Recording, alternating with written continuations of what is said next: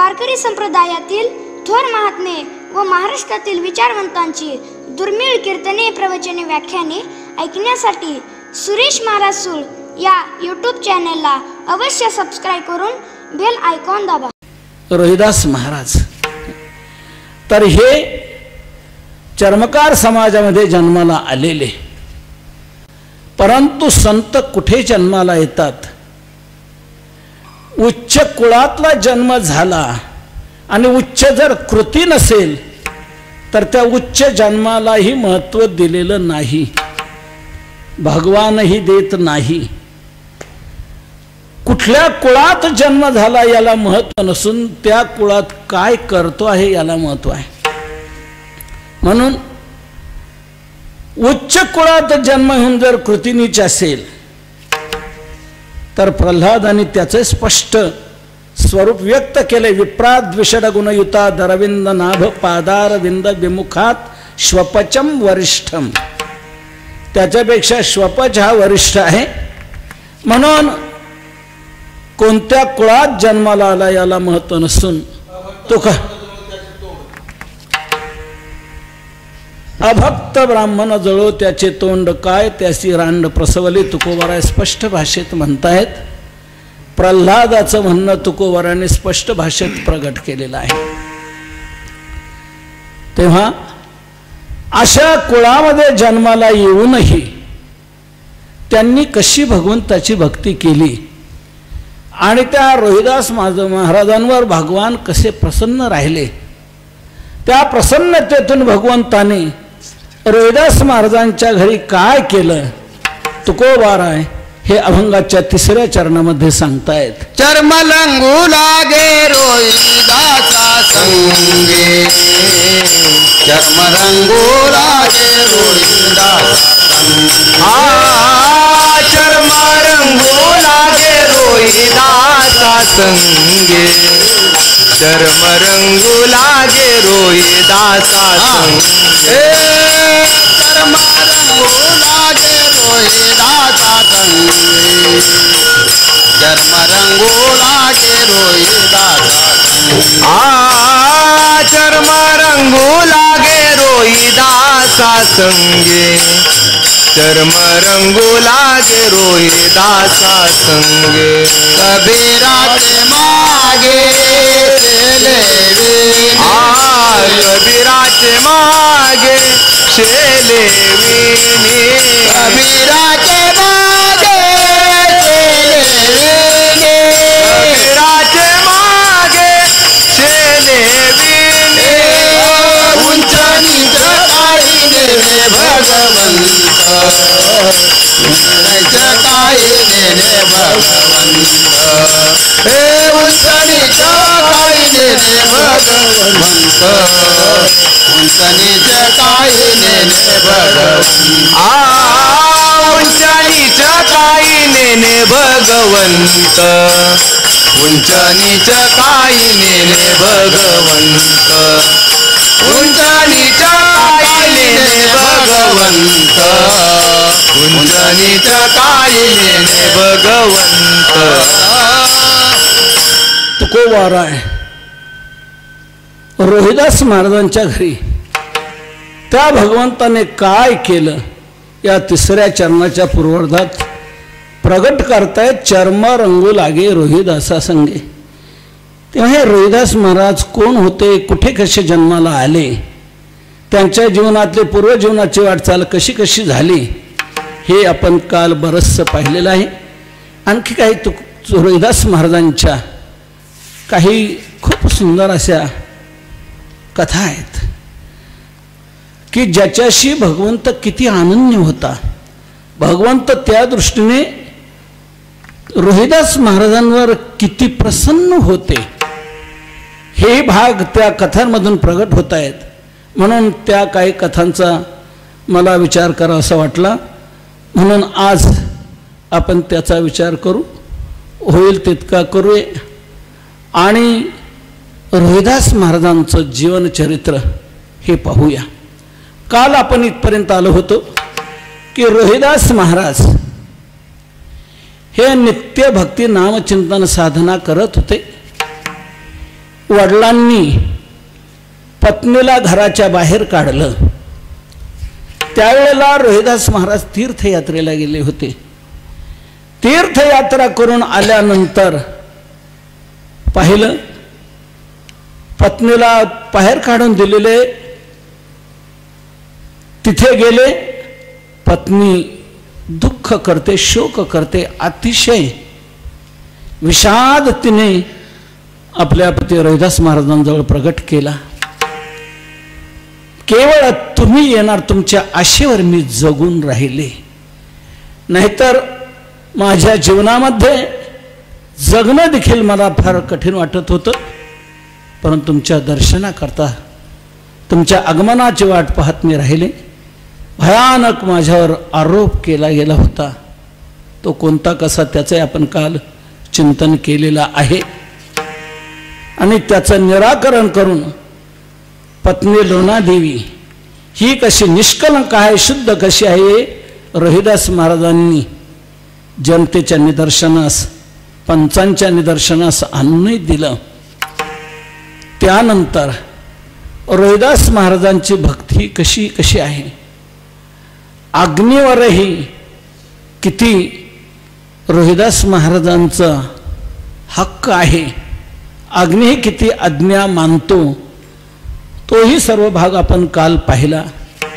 म्हणून खरोखर रोहिदास महाराजांची भक्ती ही विशेष आहे असं जनता वाटून लोक त्यांना भगतजी म्हणू लागले. अनेक लोक त्यांच्या दर्शनाला येत असत.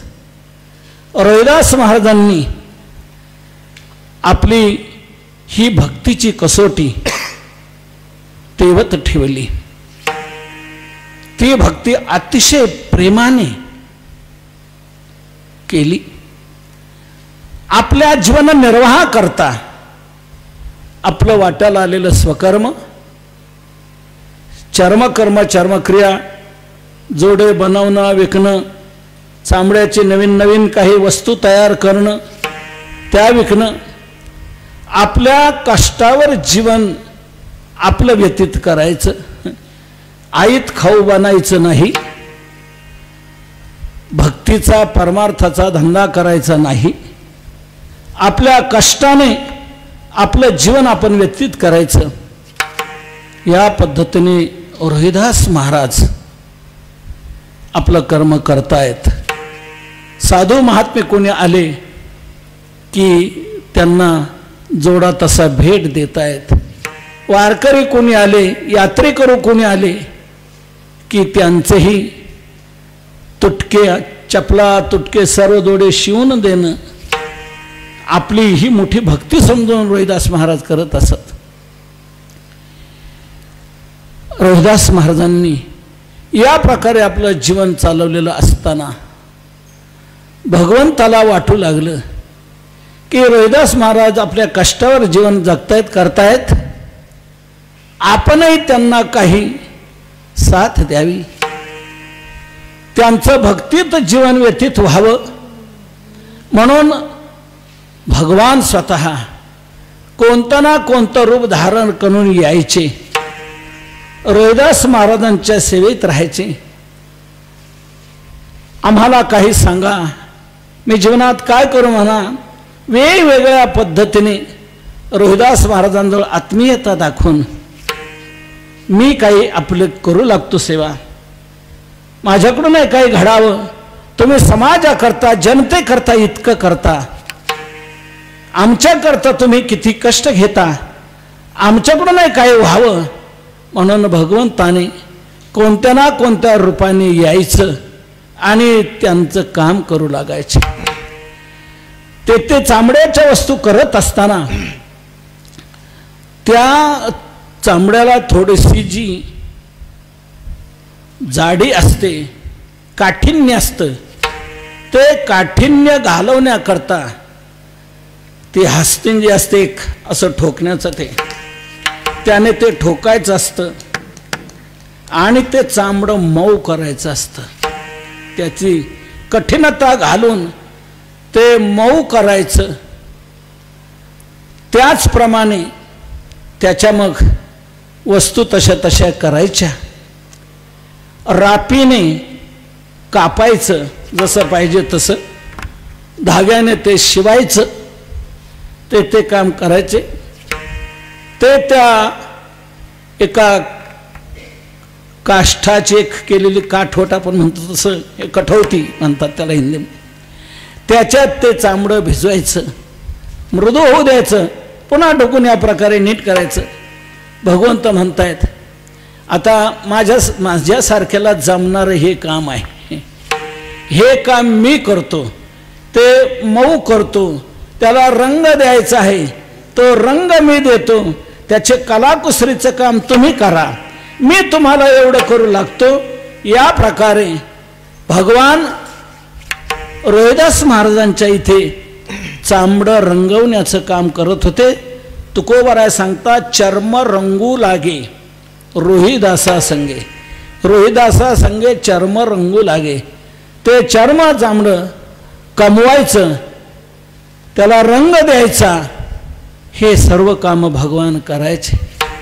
भगवंताला ती परिस्थिती किती यांनी कष्ट सहन करावेत म्हणून वाटून ते साधू बनून आले, विरक्त साधू बनून भगवान आले आणि चोखोबारायांना परीस दिला. ती कथा आपण काल पाहिली.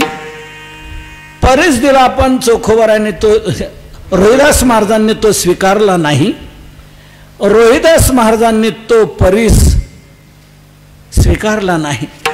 पण भगवान रूपी साधू, विरक्त साधू म्हणतायत, राहू द्या, तुम्हाला उपयोगाला येईल, हे कष्ट घेण्यापेक्षा म्हणजे हे कष्ट आम्हाला चालतील, पण हे नको आहे, नाही राहू द्या.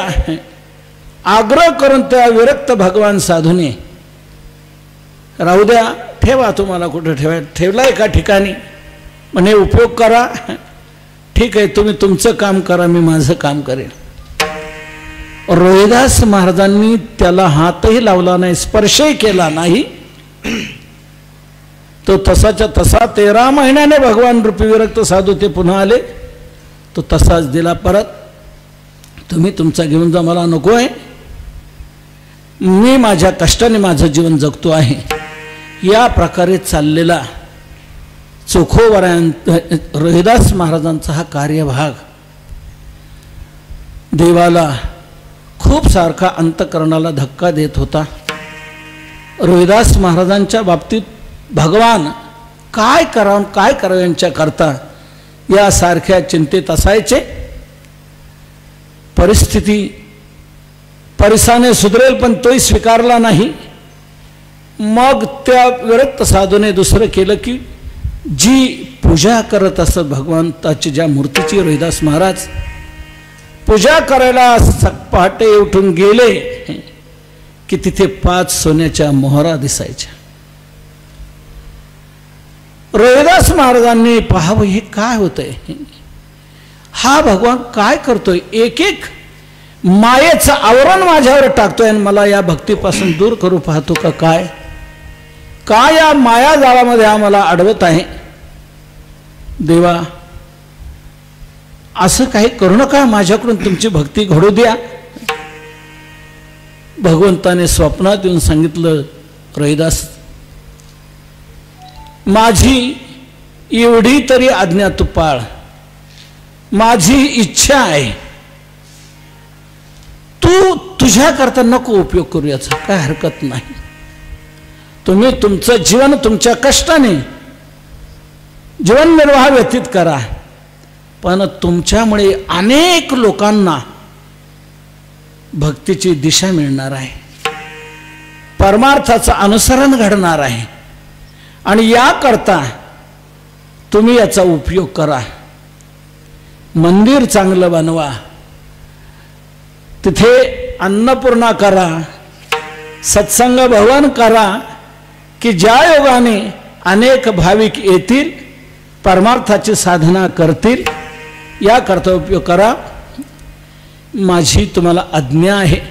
भगवंताने स्वप्नात येऊन या प्रकारे सांगितलेलं आहे. आज्ञा म्हटल्यानंतर नियम असा आहे, खरी सेवा जर कोणती असेल तर आज्ञा पालन करणं ही आहे.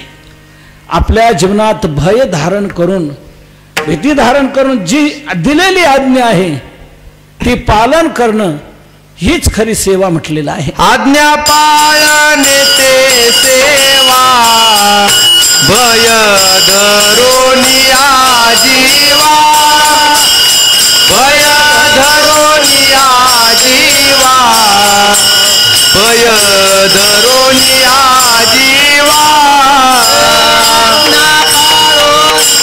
सेवा, भय धरोनिया जीवा, भय धरोनिया जीवा, भय धरोनिया जीवा. आज्ञा पाळणे हे सेवा, भय धरून या जीवा. रोहिदास महाराजांनी आज्ञा म्हटल्यानंतर पालन करायचा निर्णय घेतला आणि त्या दररोज येणाऱ्या मोहरा त्याच्यातून मंदिर केलं, सर्व काही कार्य केलेलं आहे. लोकांचा ओघ वाढत चालला, खूप गर्दी व्हायला लागली. त्यावेळेला काशीतल्या काही ब्राह्मणांना ती ईर्ष्या वाटू लागली की काय हे महत्व वाढत चाललंय यांचं, काय हे करतायत, यांचा काय अधिकार, हे कुठल्या समाजात जन्माला आलेले कसे शूद्र आणि हे काय करतायत. सामान्यपणाने लेखू लागले, रोहिदास महाराजांना तुच्छतेने पाहू लागले.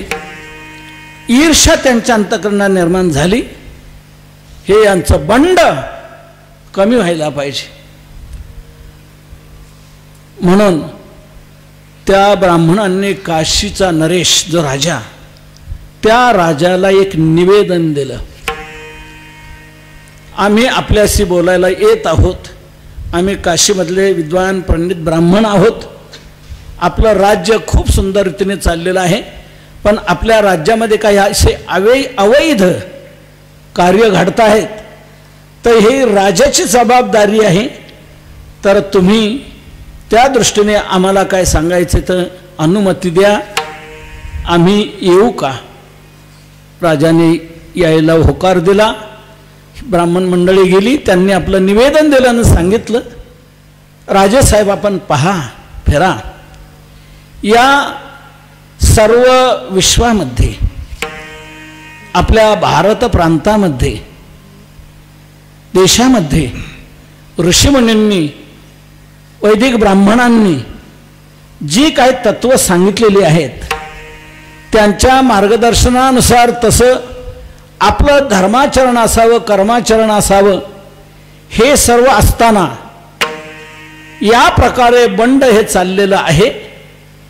हे रोहिदासजी हे खूप लोकांना वेगळ्या दिशेला नेत आहेत. आपण याचा विचार करावा. यांचा काय अधिकार आहे, जनतेला मार्गदर्शन करण्याचा अधिकार आमचा आहे. म्हणून आपण याचा विचार करा, पायबंद घाला. जर असं घडत राहिलं, आयोगाकडून होणारी ही पूजा, आयोगाकडून होणारं हे कर्म, ते राज्याला अधोगतीला नेणार असतं. त्याने राज्याची अवनती होत असते, ते राज्य टिकू शकत नाही. म्हणून योग्य अशी क्रिया, योग्य अशी सर्व काही कर्तव्य घडावी लागतात, म्हणजे ते राज्य चांगल्या प्रकारे टिकतं. म्हणून आपल्या राज्याला हा धोका आहे, तुम्ही याचा वेळीच निर्णय घ्या आणि हे बंद करा. असं निवेदन आल्यानंतर लगेच राजेसाहेबांनी सेवक पाठवला आणि रोहिदास महाराजांना बोलावणं केलं. रोहिदास महाराज राज दरबारामध्ये आले आणि राजा म्हणू लागला,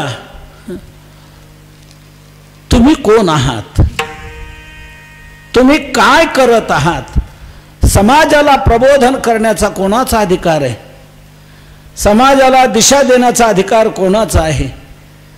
तुम्ही असं हे अयोग्य करत आहात, अनेक लोकांना फसवता, जमवता आणि काय करायला लावता, नाम घ्यायला लावता, भक्ती करायला लावता, काय करताय, हे वेद बाह्य आहे.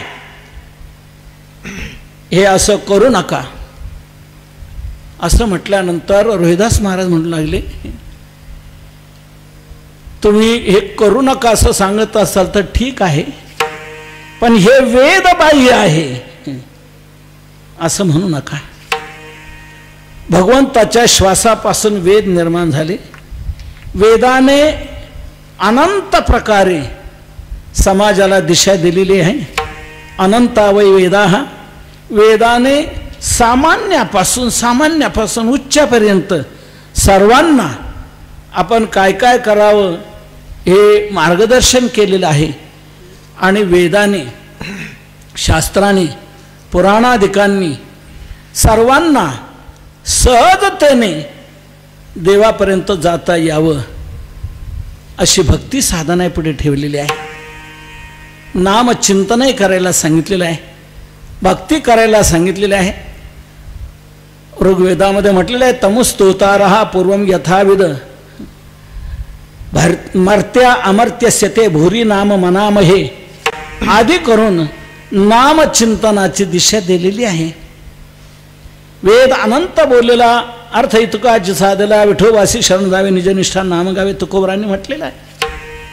वेदे रामायणे चैव पुराणे भारते तथा आदौ मध्ये तथा चांते हरिस सर्वत्र गीयते. असं असताना तुम्ही ही माझी क्रिया वेदबाह्य म्हणता, हे कसं काय? हे म्हणतात. तुकोबरांनी या बाबतीत स्पष्ट म्हटलेलं आहे. वेदाचा अधिकार सांगणारे जे आहेत त्यांनी वेदाची पोथी, वेदाचा बोजा डोक्यावर व्हावा, परंतु वेदात नेमकं काय सांगितलेलं आहे तो वेदाचा अर्थ आम्हाला खरा माहिती. वेदाचा तो अर्थ आमासीच ठावा. वेदाचा तो अर्थ आमासीच वेदाचा तो अर्थ आमासीच ठावा. वेदाचा तो अर्थ आमासीच ठावा.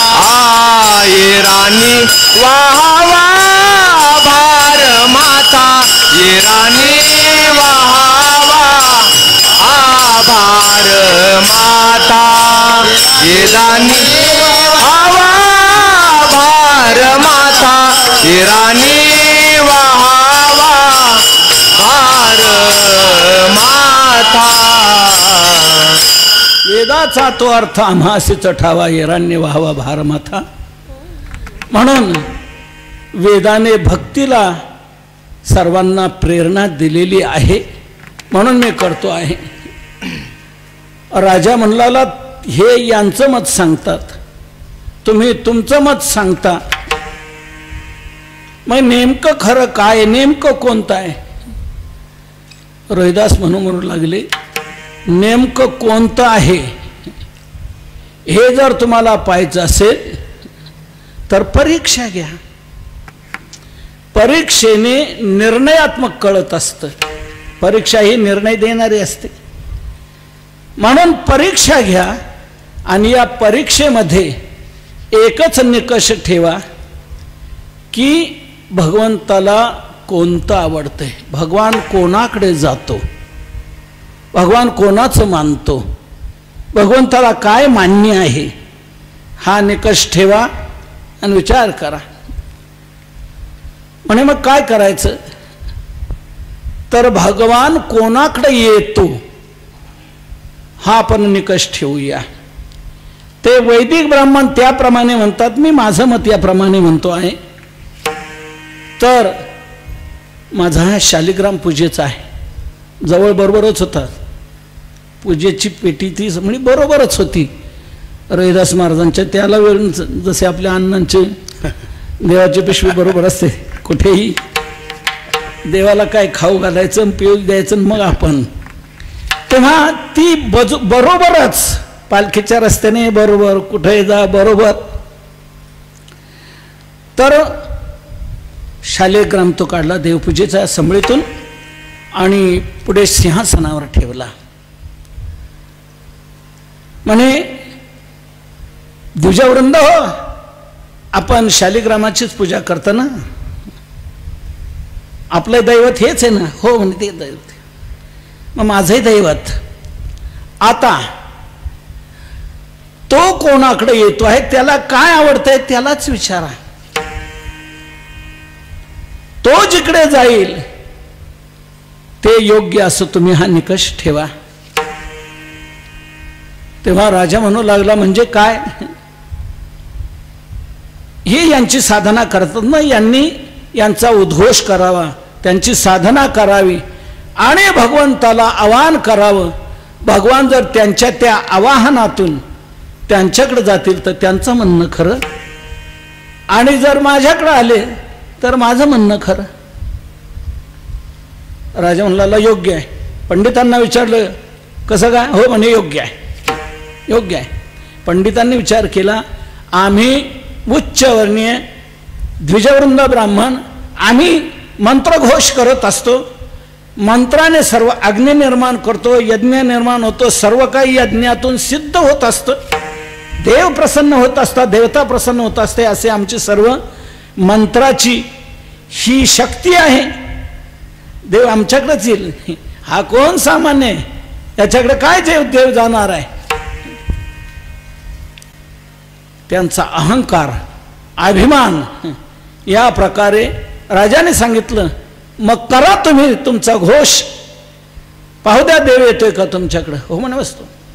सगळे ते द्विजवृंद तिथे स्तुतिपाठ करू लागले, मंत्रघोष करू लागले, पुरुषसूक्त म्हणू लागले, अनेक प्रकारे सर्व जे स्तवनाचे वेदामध्ये सांगितलेले मंत्र आहे त्यांचं पठण करतायत, उद्घोष करतायत.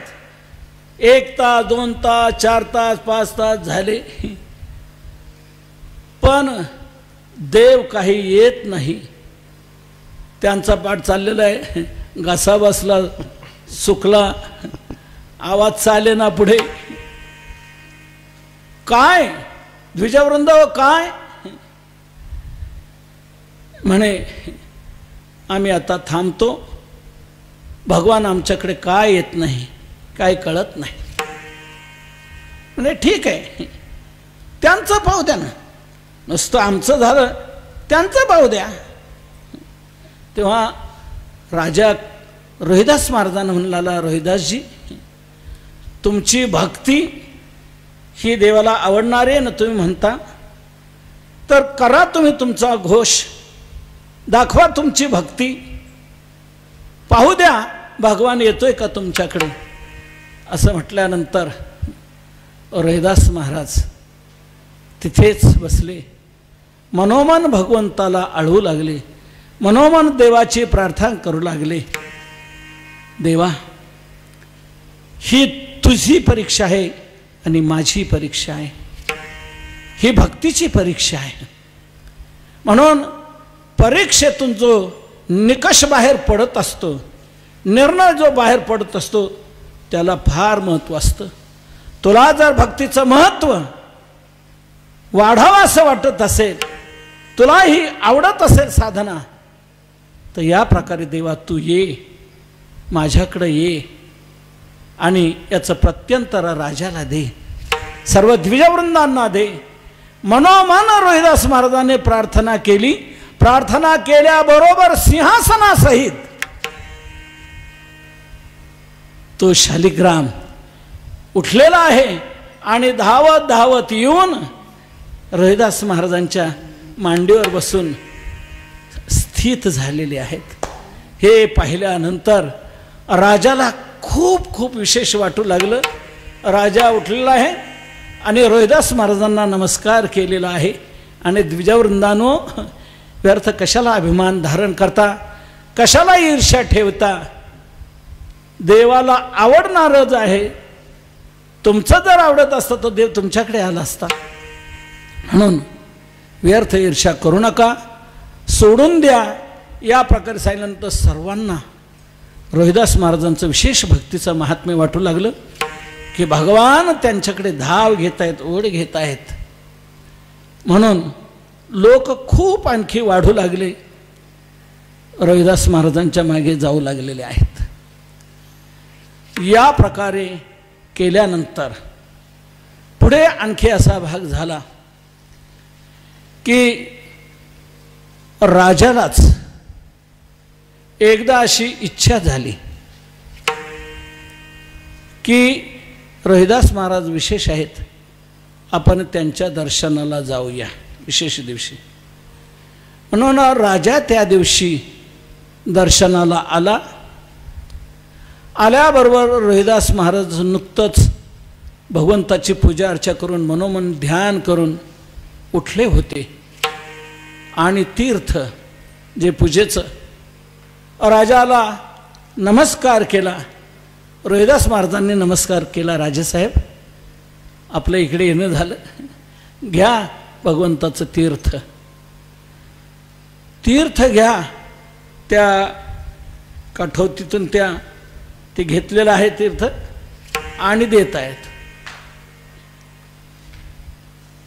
राजाने ते घेतलं, पण मनात तर थोडासा अंश होताच की या प्रकारे हे चर्मकार समाजाचे यांनी याच्यातून ते चामडं रंगवण्याचं ते भांड, ती वस्तू, आणि त्याच्यातून आपल्याला दिलं हे तीर्थ म्हणतायत. राजाला साशंकता आली. राजाने ते काही घ्यायचं मनात येईना त्याला, पण न घ्यावं तर आपण जणू काय अनादर करतो असं होईल म्हणून घेतल्यासारखं केलं. तोंडाजवळ हात नेला, पण ते तीर्थ प्राशन केलं नाही आणि तसंच हात लगेच असा आपल्या कोटाला पुसलेला आहे. आलेला आहे राजानंतर आसनावर बसला, सिंहासनावर. कोटाकडे लक्ष गेलं, पाहतो तर जिथे हात पुसला तिथे डाग पडलेला. तो डाग पडलेला पाहिल्यानंतर मी राजा आणि असा डाग असणं हे ठीक नाही म्हणून ते काढून लगेच धोब्याकडे धुवायला दिला. धोब्याने तो धुण्याचा प्रयत्न केला, डाग काही निघेना. तो डाग निघेना. मग त्या धोब्याने काय केलं, तो जो कोटाचा तेवढा भाग होता तो तोंडात घेतला, दाताने चावून तो डाग घालवायचा, तो कुरतडायचा, जरा रगडायचा जरा दाताने, म्हणून तो भाग तोंडात घेतला आणि खूप सारखा चगळत चगळत चावत चावत राहिला. त्याचा परिणाम काय झाला, ते जे भगवंताचं चरणोदक होतं त्याचा अंश तो रगडण्याने रोहिदास महाराजांच्या शरीरात गेला. तो थुंकी बरोबर तो अंश गेला. गेल्यानंतर तो धोबी उठायला लागला, नाचायला लागला आणि श्रीराम जय राम जय जय राम, श्रीराम जय राम जय जय राम, श्रीराम जय राम जय जय राम, श्रीराम जय राम जय जय राम, श्रीराम जय राम जय जय राम, श्रीराम जय राम जय जय राम, श्रीराम जय राम जय जय राम, श्रीराम जय राम जय जय राम, श्रीराम जय राम जय जय राम, श्रीराम जय राम जय जय राम, श्रीराम जय राम जय जय राम, श्रीराम जय राम जय जय राम, श्रीराम जय राम जय जय राम, श्रीराम जय राम जय जय राम, श्रीराम जय राम जय जय राम, श्रीराम जय राम जय जय, श्रीराम जय राम जय जय राम, श्रीराम जय राम जय जय राम, श्रीराम जय राम जय जय राम, श्रीराम जय राम जय जय राम, श्रीराम जय राम जय जय राम, श्रीराम जय राम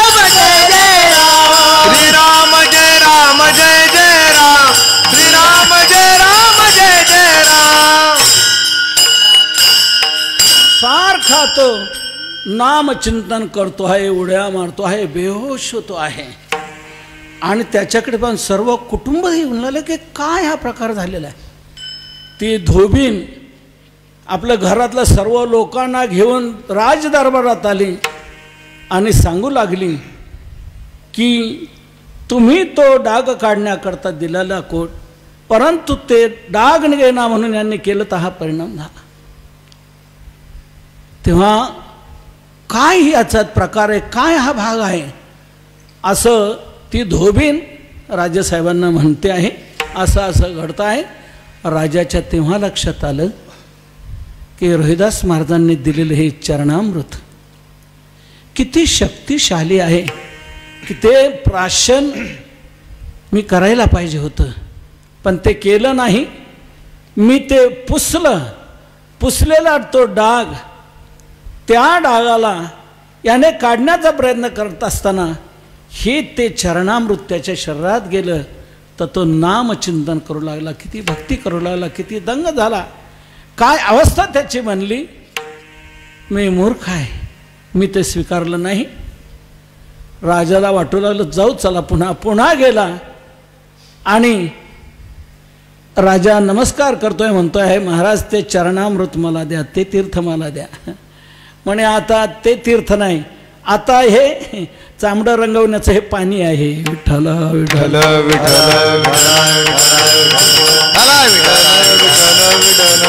हो, जे तीर्थ होतं ते तुम्हाला दिलं होतं, आता हे तीर्थ नाही, हे पाणी आहे.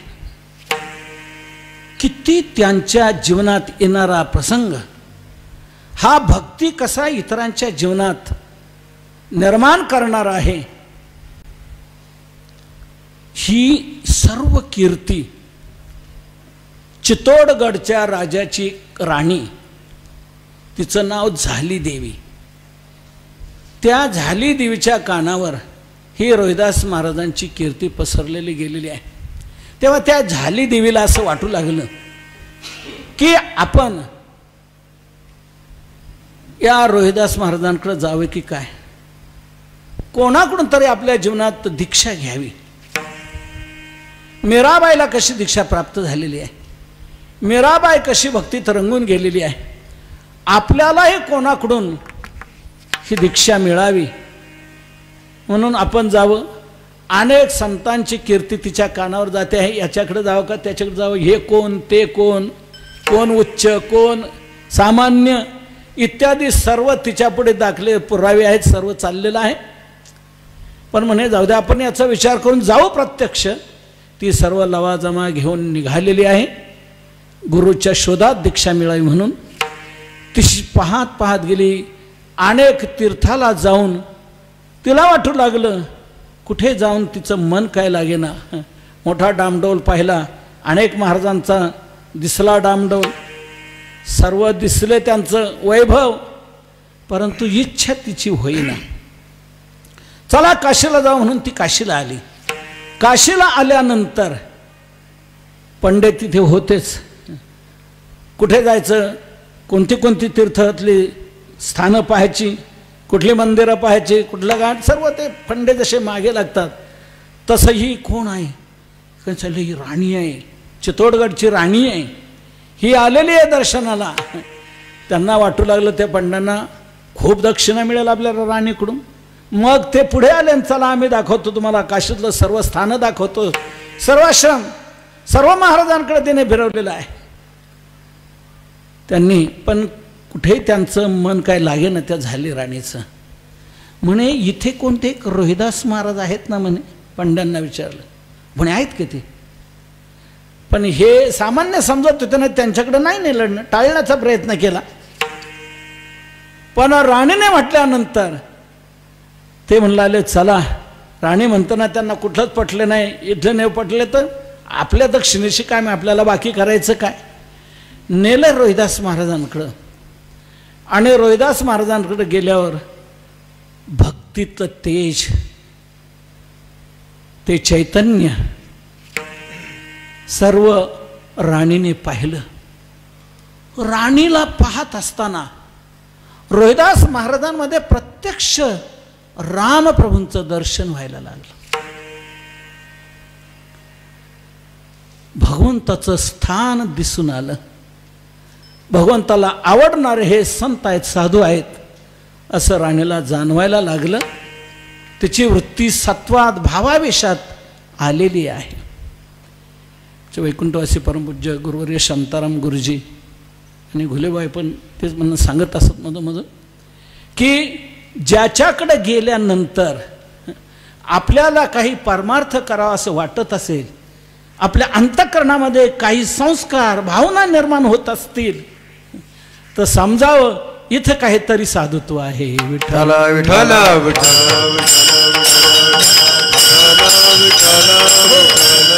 ज्यांच्याकडे गेल्यानंतर बाहेरचेच कार्यक्रम सुचतायत, नको तेच करण्याकडे जर विचारमंथन होत असेल तर ते साधुत्व म्हणजे डामडौल आहे.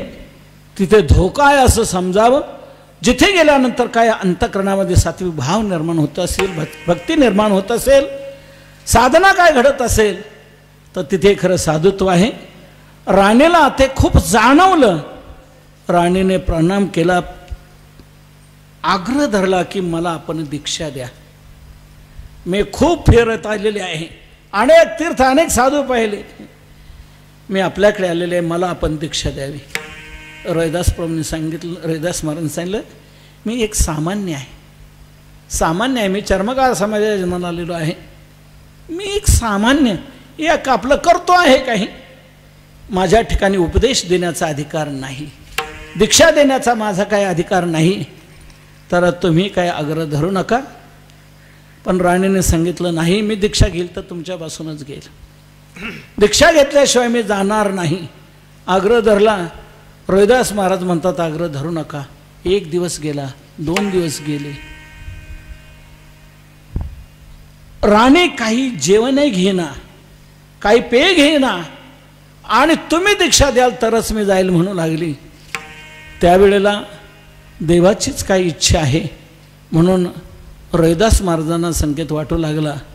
आणि मग रविदास महाराजांनी त्या राणीला दीक्षा दिली, भक्तीची दीक्षा दिली, नाममंत्र दिला आणि सांगितलं की आपल्या जीवनात कलियुगात हीच भक्ती खरी आपल्याला देवाची प्राप्ती करून देणारे, देवाला वश करणारे आहे म्हणून सांगितलं. खूप राणीला आनंद झाला की रविदास महाराजांनी मला दीक्षा दिली. तिथे राहते आहे, त्या मेळ्यामध्ये अनेक जनता येते आहे, भक्तीचा आनंद लुटते, कथा कीर्तन रात्र तिथे चालत असायचं. राणी रमून गेलेली आहे. पण काही ब्राह्मणांना ज्यांनी त्या पंड्यांनी आणलं होतं त्यांनी दुसऱ्या ब्राह्मणांना सांगितलं, वैदिक ब्राह्मणांना सांगितलं, आता तर पुढची आणखी मजल गाठली यांनी, उच्चवर्गीयांना हा दीक्षा देऊ लागलेला आहे. राणीला दीक्षा दिलेली आहे यांनी चित्तोडगडच्या. काय होत चाललंय आपल्या राज्यामध्ये.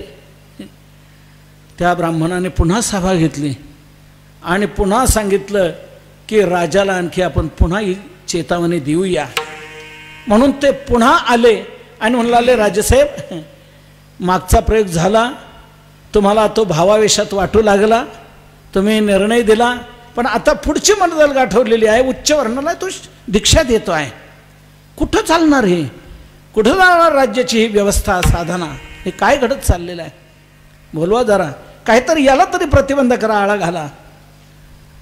राजांनी रविदास महाराजांना बोलून घेतलं आणि रविदास महाराजांना सांगितलं की असं असं घडले. हो म्हणे, आणि त्यांना तुम्ही दीक्षा दिली. हो म्हणजे तुम्ही त्यांचे गुरु, ते तुमचे शिष्य. आता म्हणे हे योग्य वाटतं का तुम्हाला, हे उचित आहे का, कुठे चाललेला आहात तुम्ही, हे घडता कामा नये, आपला अधिकार नाही, आपण ते करू नये. म्हणे अधिकार आहे का नाही हे मला माहीत नाही. त्यांनी आग्रह धरला, त्याशिवाय ते सोडेना. 3 दिवस अनशन करून ते राहिलेले आहेत. मग मी त्यांना दीक्षा दिलेली आहे. गुरु कोणता असावा, गुरुत्व बुद्धी त्यांची माझ्या ठिकाणी झाली. माझ्याकडून त्यांना हे घ्यावं असं वाटू लागलं म्हणून त्यांनी घेतलेले. माझ्या इच्छेने केलं नाही, त्यांच्या इच्छेने त्यांनी हे मला करायला लावलेलं आहे. नाही म्हणे पण हे उचित नाही आहे, योग्य नाही आहे म्हणे. योग्य देव जाणे म्हणे. देव जाणे ना, तर देव याला कौल देतोय का पाहायचं आपण. परीक्षा घेऊया. मागे झाली की परीक्षा, मागे झाली परीक्षा, पण ब्राह्मण म्हणू लागले तो जो देव होता तो त्यांचा होता,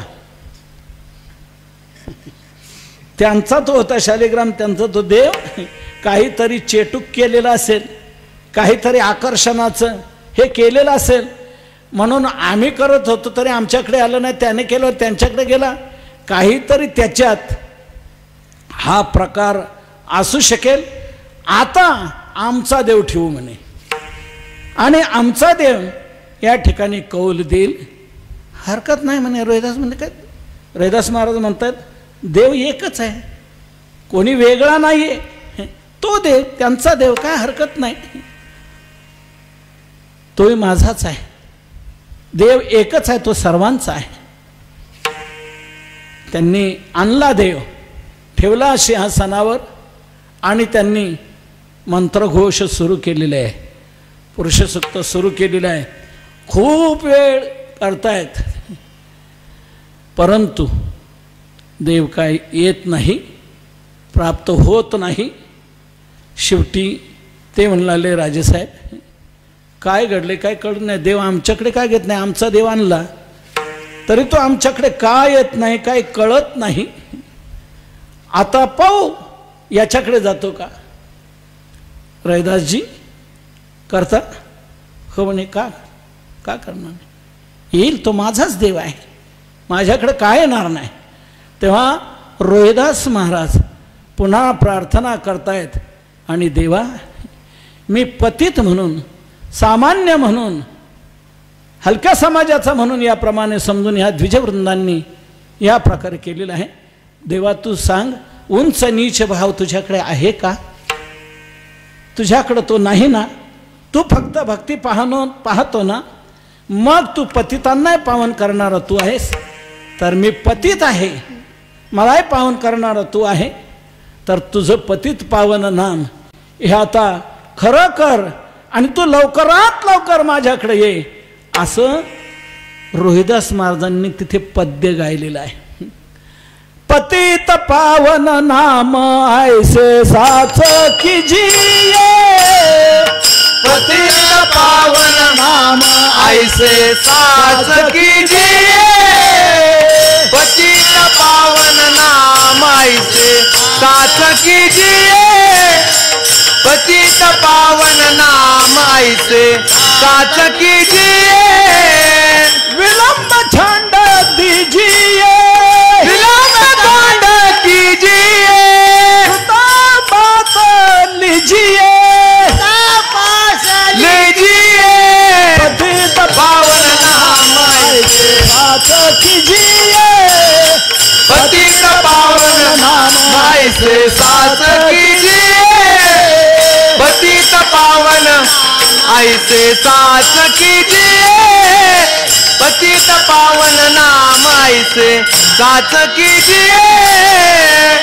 रोहिदास महाराजांचं ते मोठं पद्य, त्या पद्यातलं हे शेवटचं आहे. विलंब छांड दीजिए, विलंब सोडून द्या, कुता बात लीजिए, केलेलं बोलणं ते स्वीकारा, आणि पतित पावन तुमचं नाव आहे ना, तर ते पतित पावन नाम हे आता खरं करून दाखवा आणि देवा या, अशी रोहिदास महाराजांनी प्रार्थना केल्याबरोबर ते भगवान सिंहासनासहित उठले आणि रोहिदास महाराजांच्या गोदीमध्ये बगलेमध्ये येऊन थांबलेले आहेत. त्यावेळी जिकडे तिकडे सर्वांनी टाळ्यांचा गजर केलेला आहे आणि राजा देखील म्हणाला द्विजवृंद हो, बाद झालं, एकदा झालं, दोनदा झालं, आता पुन्हा असं आणाल हे पुढे तर खबरदार आहे, करू नका.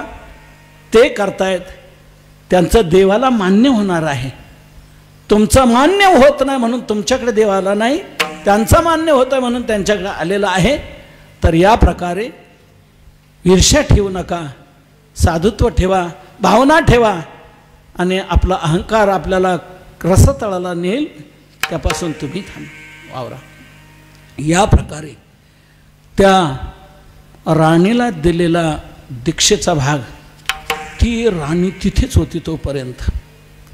हे सर्व राजेसाहेबापुढे घडलेलं, भगवान आलेला गोदीत राहिलेला ते पाहिल्यानंतर राणीचा आणखी भाव वाढला गेला आणि राणीने निरोप घेताना सांगितलं की आमच्या चित्तोडगडला या, चित्तोडगडला या, अनेक लोक आमचे भक्ती मार्गाला लावा, साधनेला लावा असं सांगितलं.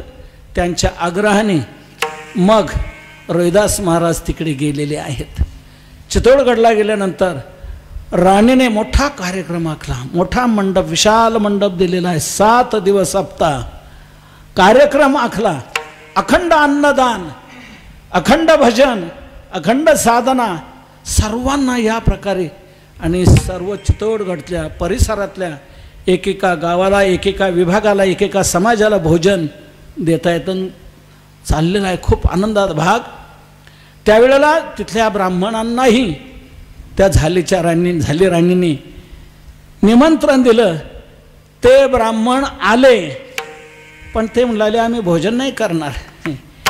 हे कोणत्या समाजाचे आहेत आम्हाला माहीत आहे, कळलेलं आहे आम्हाला, आणि हे पंक्तीला बसतायत आणि याच्याबरोबर पंक्तीला हे सर्व अपवित्रपणा येतो, तर हे चालणार नाही, आम्ही या पंक्तीत बसणार नाही, आमच्याकडे शिदा द्या, आम्ही आमचं करूया. त्यांनी शिदा घेतला, त्यांनी त्यांचा केला आणि सांगितलं की त्यांना सांगा की इकडे येऊ नका. ठीक आहे, बसले पंगत, चाललेलं आहे. तर ते जे ब्राह्मण तिथे बसलेले पंक्तीला आणि वाढणारे ब्राह्मण हे सर्व पाहत आहेत. त्या सर्व ब्राह्मणांना सर्वांना 2 ब्राह्मणाच्या पुढे एक रोहिदास महाराज, 2 ब्राह्मणांच्या पुढे एक रोहिदास महाराज. जसं एक एक गोपी एक एक कृष्ण, महारास लीलेमध्ये प्रत्येक गोपीबरोबर कृष्ण होता, तसं त्या 2 ब्राह्मणांच्या मधी रोहिदास महाराज, 2 ब्राह्मणांच्या मध्ये रोहिदास महाराज. तर या प्रकारे सर्व ब्राह्मणांना ते दिसून आले. म्हणे आपण वेगळं केलं खरं, पण इथे येऊन शिरलाच हा, इथे येऊन शिरलाच हा आणि सर्व अपवित्रपणा आणला. म्हणे काय आहे, तुम्ही कोण आहात, आम्ही कोण आहात, उपनयन संस्कार आमचे आहेत, जानव आहे आमचं, आम्ही द्विजवृंद आहोत, तुम्ही इथे येऊन अपवित्रपणा केला. म्हणजे तुमच्याकडे जाणवेन, माझ्याकडे नाही का. सभा भरली त्यांनी, ब्राह्मणांनी राणीला सांगितलं, राणीसाहेब आम्ही सांगितलं होतं तर हे आले, तर हे काय आहेत, कोण आहेत, आम्ही द्विजवृंद, आम्ही जनवाधारी सर्व या प्रकारचे आहोत, हा कोण. त्यावेळेला रोहिदास महाराज म्हणतायत तुम्ही द्विज आहात, तुम्ही जानव धारण केलेलं आहे, आम्ही तसे जानवधारी आहोत, आम्ही आहोत. लगेच शस्त्र घेतलं, आपलं अंग फाडलं आणि आतमध्ये सोन्याचं जानवं हे सर्वांना दिसलं. विठ्ठल विठ्ठल विठ्ठल हो, बाहेर आमच्या जानवं नाही, बाहेरचं, आत आम्ही खरे जानवेधारे आम्ही आहोत. या प्रकारे तिथे जसं रेड्यामुखी वेद बोलविला, गर्व द्विजांचा हरविला, या प्रकारे रोहिदास महाराजांनी तिथे द्विजांचा गर्व हा घालवलेला आहे. तर या प्रकारे खूप होणारी ईर्ष्या आणि देवाला आवडणारी भक्ती रोहिदास महाराजांची कशी होती, देव कसे प्रतिसाद देत होते, खूप चरित्र सुंदर या प्रकारचं रोहिदास महाराजांचं. भगवान म्हणून त्यांच्या घरी जायचे, चांबडा रंगू लागायचे, काय तुकोबारे त्यांचा दाखला देतात. एक खूप सुंदर मार्मिक कथा चोखोबारायांची, चोखोबारा तुकोबारा रोहिदास महाराजांची एक सुंदर छोटीशी कथा राहिलेली आहे, ती शेवटी सांगतो आणि आपण चोखोबरायांच्या या रोहिदास महाराजांच्या कथेला विराम देऊया. रोहिदास महाराज यांनी कशी भक्ती केली, ती देवाला कशी आवडणारी, सर्वांना कशी आवडणारी ठरली. तेव्हा त्या रोहिदास महाराजांच्या एक शेवटच्या कथेचा आपण विचार पाहून सेवा संपवू. तत्पूर्वी सर्वांनी मोठ्या प्रेमाने एकदा भगवंताचं भजन करा. विठोबा रखुमाई, विठोबा रखुमाई, रखुमाई. जय जय विठोबा रखुमाई, विठोबा रखुमाई, विठोबा रखुमाई, विठोबा रखुमाई,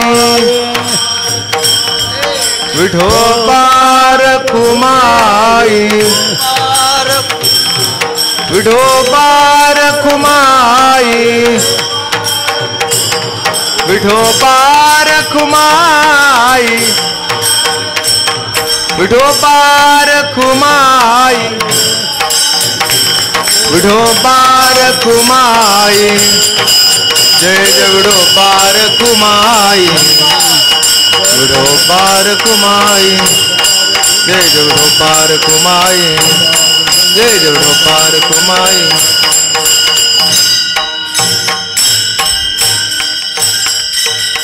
उंच नीच काही नेणे भगवंत, काही नेणे भगवंत. उंच नीच काही नेणे भगवंत,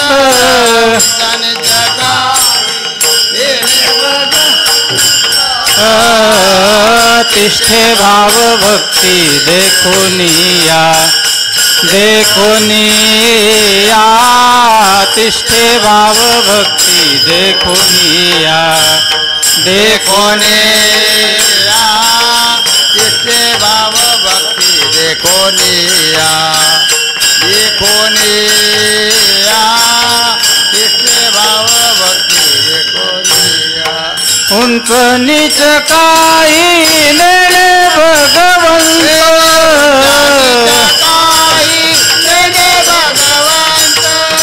तिष्ठे भाव भक्ती देखोनिया,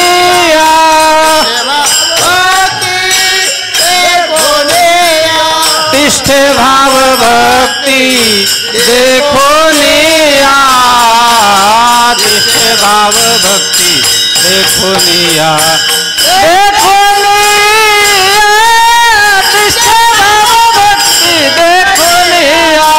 देखोनिया. तिष्ठे भाव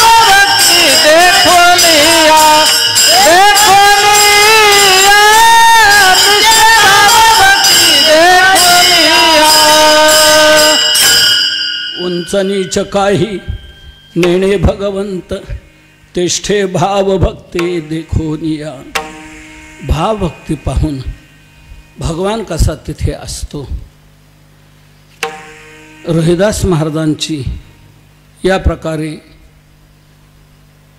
तुकोबारायांनी ही केलेली स्तवनाची स्थिती, सांगितलेलं चरित्र देवाला खूप आवडणारं. एक महत्त्वाचं आणखी मी आपल्याला रोहिदास महाराजांचं चरित्राचा भाग सांगणार आणि इथेच संपू. आणखी काय होतं पण आता नाही, एकच फक्त शेवटचे सांगणार आणि भाग हा संपवणार आहे. काशी नरेश जो होता, त्या काशीच्या राजाचा असा एक नियम होता की अगोदरच्या कालखंडात तो स्वतः गंगेवर जायचा, गंगेला फूल चढवायचा, गंगेची पूजा अर्चा करायचा. राजदरबारातले अनेक कामं शेषभाग सर्व ठरल्यामुळे काही कार्याला विलंब व्हायचा. म्हणून त्यांनी म्हणावं की राजेसाहेब, हे कोणाला काम सोपवा, कोणाला द्या, राजदरबारात आपण असावं.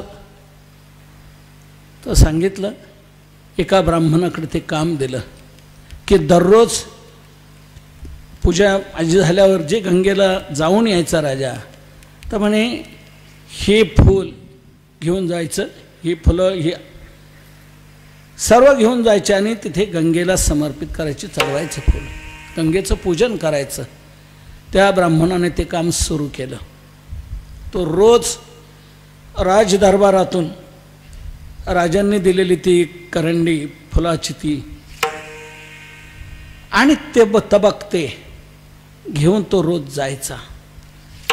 जिथून जायचा तिथेच मध्ये रोहिदास महाराजांचं घर, झोपडे तिथे असायचे.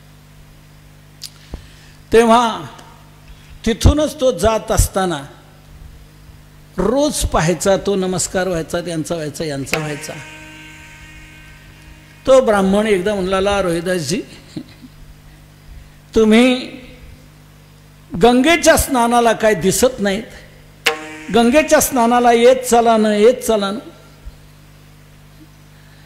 त्यावेळेला रोहिदास महाराज म्हणतायत, माझी गंगा माझ्या इथेच आहे, मला इतक्याला गंगेला येणं होणार नाही, जमणार नाही. तो रोज म्हणायचा आणि हे म्हणायचे की माझी गंगा इथे आहे, तिकडे मला काही येणं व्हायचं नाही. त्यावेळेला असे बरेच दिवस गेल्यानंतर एक पर्वकाल होता. त्या पर्वकालाच्या वेळेला लोक गंगेच्या स्नानाला आणखी जायचे. हा ब्राह्मणही ते पूजेचं तबक घेऊन निघाला, ते फुलं घेऊन निघाला आणि जाताना त्या दिवशी तो आवर्जून म्हटला पुन्हा रोहिदास महाराजांना, रोहिदासजी अहो आजचा पर्वकाल आहे, आज तरी चला गंगेच्या स्नानाला, काहीतरी गंगेला भेट द्याल की नाही. तेव्हा रोहिदास महाराज म्हणू लागले, देतो ना म्हणे भेट. म्हणे मग चाल. म्हणे मी नाही भेट देत, पण मी जे देतो ती भेट गंगेला द्या. म्हणून रोहिदास महाराजांनी 2 केळी आणली आपल्याकडची आणि ती केळी त्या ब्राह्मणाजवळ दिली आणि ब्राह्मणाला सांगितलं की माझी ही केळी गंगेला समर्पण करा. जसे तुम्ही राजाचं फूल देता, समर्पित करता, तशी माझी ही केळी समर्पित करा, द्या. ठीक आहे, त्याने ती घेतली. तो ब्राह्मण आलेला आहे, ती केळी ठेवून दिली होती मागे पिशवीत खिशात कुठे. पूजेचं तबक, गंगेची पूजा केली, फुलं चढवलेली आहे. त्यावेळेला त्या पाण्यामध्ये हात असा दिसायला लागला. काय ते काय म्हणे इथे कसला काय. तितक्यात लक्षात आलं त्या ब्राह्मणाच्या की रोहिदास महाराजांनी आपल्याकडे केळी दिलेली आहे गंगेला समर्पण करायला. तेव्हा हे आपण केळी दिली पाहिजे म्हणून ती केळी काढली आणि असा हात करतो. तो हात पाण्यातून वर असा आला आणि तो पाण्यातून वर हात आलेला लगेच याने ती केळी दिली. लगेच ते हातात घेतलं, तो हात खाली झाला. एक मग असे सांगायचं राहिलं थोडंसं. रोहिदास महाराजांनी केळी दिल्यानंतर सांगितलं की ही माझी केळी गंगेला तुम्ही द्या आणि गंगा जो काय प्रसाद देईल तो घेऊन या आणि तो मला द्या. माझी पूजा गंगेला जर आवडली, गंगेने माझी भेट स्वीकारली, तर गंगा काही मला भेट देईल, प्रसाद देईल. जर दिला गंगेने तर मला द्या, असं सांगितलं होतं. त्यावेळेला तो वाट पाहू लागला. रोहिदास महाराज असे म्हटले, तर आता केळी तर स्वीकारल्या हातामध्ये, याचा अर्थ काही देतील, गंगा काही देईल म्हणून तो थांबला. थांबल्यानंतर पुन्हा दुसरा हात वर आला आणि त्या दुसऱ्या हातामध्ये सुवर्ण कंकण, खूप सुंदर तेज संपन्न दैदिप्यमान रत्न माणिक कोंदणं, त्यात असं अतिशय दैदिप्यमान सुवर्ण कंकण ते दिलं आणि हे रोहिदास महाराजांना द्या. ठीक, ब्राह्मणाने ते घेतलं, आलेलं आहे परत. पण ते कंकण पाहत राहिला. त्यावेळेला ते चमकदार हिरे माणिक आणि सुवर्ण ते तेज संपन्न त्याला लोभ निर्माण झाला.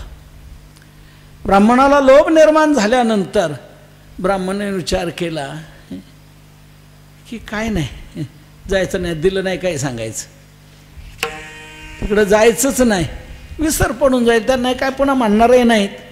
म्हणून रोहिदास महाराजांच्या घरावरून जो रस्ता होता त्याने रस्ता बदलला, मागच्या चौकात वळण घेतलं आणि रोहिदास महाराजांचं घर सोडायचं. रोहिदास महाराज विचारतील काय दिलं का, गंगेने आणलंय का प्रसाद, तेव्हा टाळायचंच म्हणे आपण. म्हणून तो मागच्या चौकातून टाळून बाजूने जातो आहे, इकडे जा तिकडे जा, आपल्या घराकडं जाण्याचा रस्ता, पण सगळं फिरतो आहे, पण तो त्याच्या घराला पोहोचू शकत नाही. पुन्हा या इकडून निघू म्हणजे आपल्या घर जाता म्हणून तिकडून यायचा की पुन्हा रोहिदास महाराजांचंच घर दिसायचं. तो ते घर टाळण्याचा प्रयत्न करायचा. बराच वेळ 2-4 तास गेले असतील त्याचे, नक्की किती आहेत माझ्या नाही लक्षात ते. तर या प्रकारे खूप वेळ गेला, पण त्याला त्याचं घर मिळालंच नाही, घरी जाताच आलं नाही. आणि कुठूनही गेला की पुढच्या गल्लीतून आला का रोहिदास महाराजांचंच घर त्याला दिसायचं. मग तो विचार करू लागला की आपल्याला पचत नाही, हे अंतच आहे, काय नाही देऊन टाकावं. म्हणून रोहिदास महाराजांना हाक मारली. रोहिदास महाराज म्हणतात का हो ब्राह्मण भूदेवा, आज फार वेळ लागला गंगेहून यायला, रोज तुम्ही लवकर जात असता, आज खूप वेळ लागला. म्हणे लागला खरा, पण तो याने लागला. म्हणे काय, तुमच्या प्रसादाने. म्हणजे तुम्ही जे सांगितलं केळी द्या आणि मग गंगाजी काय प्रसाद देईल तो घेऊन या, तर गंगेने तो प्रसाद दिला, पण मला त्याचा लोभ निर्माण झाला, मी ते हडप करायचं ठरवलं, तुम्हाला दिलं नाही म्हणून गेलो, पण मी किती फिरलो तरी मला माझ्या घरी जाता आलं नाही. तेव्हा हे सुवर्ण कंकण मला काही पचणारं नाही, पचत नाही. तर हे गंगेने दिलेले, मी ज्या वेळेला तुमची केळी दिली त्यावेळेला हात वर आला, केळी स्वीकारली, परत तोच हात वर आला आणि हे सुवर्ण कंकण त्यांनी दिलं, हे घ्या, त्यांनी दिलेली भेट आहे, गंगेने दिलेली भेट आहे, तुम्हाला ही घ्या, तुम्ही स्वीकारा. असं म्हटल्यानंतर रोहिदास महाराज म्हणाले गंगेने भेट दिली मला, पण ही जी भेट मला मिळाली ही तुमच्यामुळे मिळाली, तुमच्यामुळे मिळाली रे. आणि तुम्हाला याची जर इच्छा आहे तर हरकत नाही, मला मिळालेली ही भेट मी तुम्हाला देत आहे. ते सुवर्ण कंकण रोहिदास महाराजांनी त्याच ब्राह्मणाला दिलं. त्या ब्राह्मणाला आनंद झाला की काय रोहिदास महाराज उदार आहेत, किती यांची भक्ती आहे, किती साधुत्व आहे.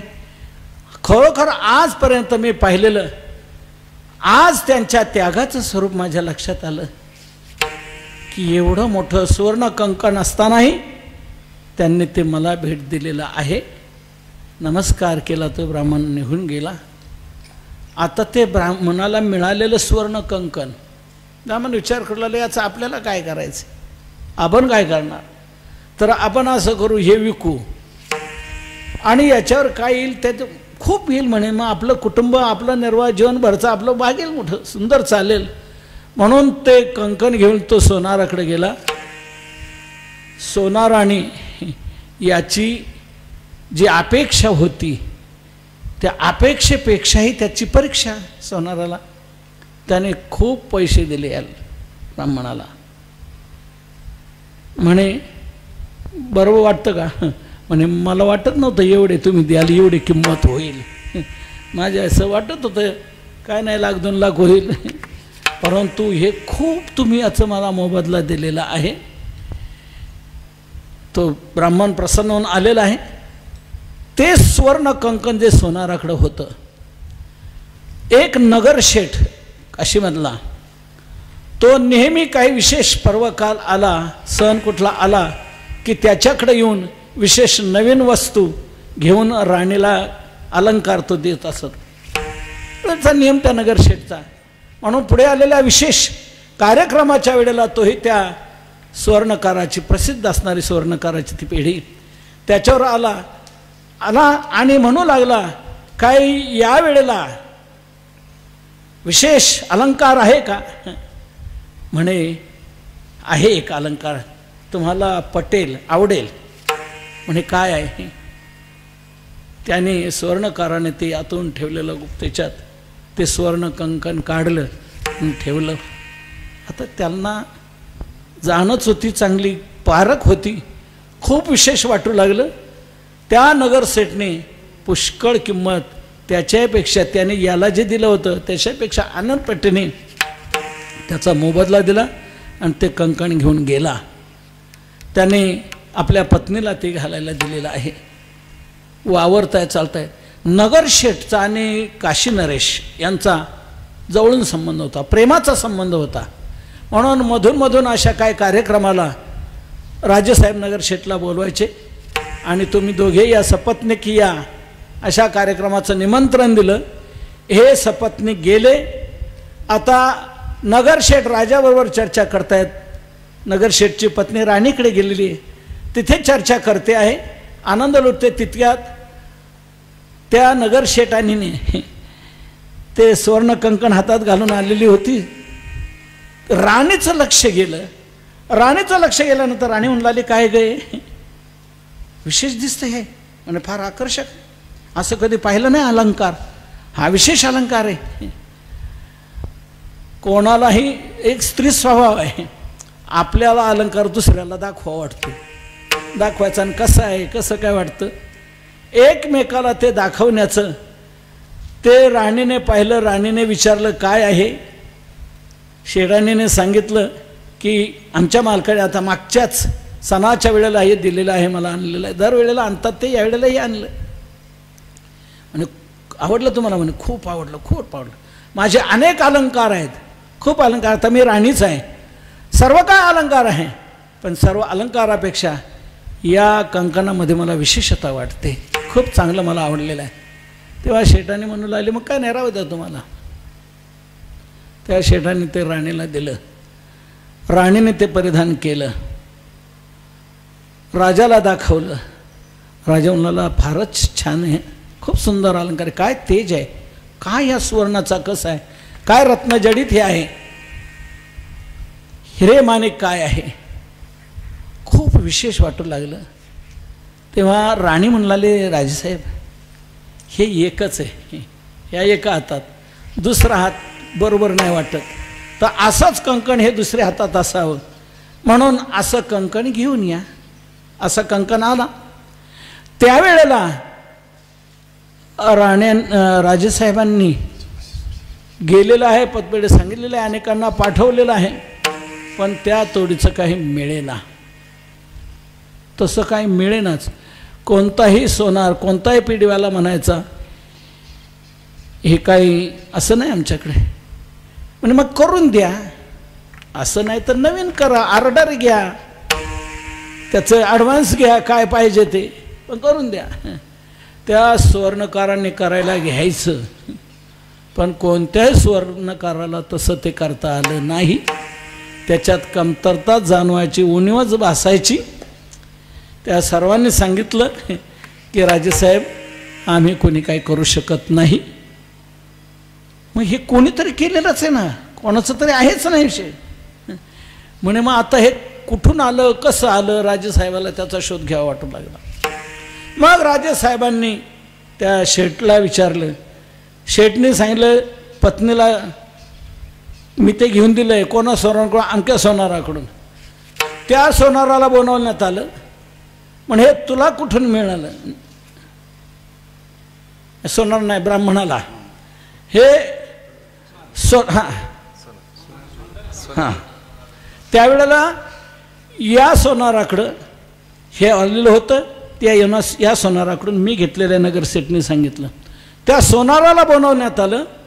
सोनाराला विचारलं हे तुला कुठून मिळालं, की तू तयार केलं नाही? म्हणे मी नाही तयार केलं. मग कोणी दिलं तुला? म्हणे त्या ब्राह्मणाने मला हे आणलं होतं. त्या ब्राह्मणाला बोलवण्यात आलं. त्या ब्राह्मणाला विचारलं हे तुला कुठून मिळालं? तो म्हणला मला रोहिदास महाराजांनी दिलं. रोहिदास महाराजांनी तुम्हाला कुठून हे मिळालं? तर म्हणे रोहिदास महाराज म्हणाले मला नाही, त्या ब्राह्मणालाच विचारा कुठून मिळालं. ज्या ब्राह्मणाला म्हणे त्या ब्राह्मणाला तर मी रोज गंगेच्या पूजनाला पाठवत होतो आमच्या तिथलंच. म्हणे त्यांनीच मला हे आणून दिलं. त्याला बोलवलं म्हणे. हे मी जरी आणून दिलेलं असलं तरी रोहिदास महाराजांनी ज्या केळी दिल्या होत्या त्या गंगेला भेट द्यायला, ती केळी भेट दिली.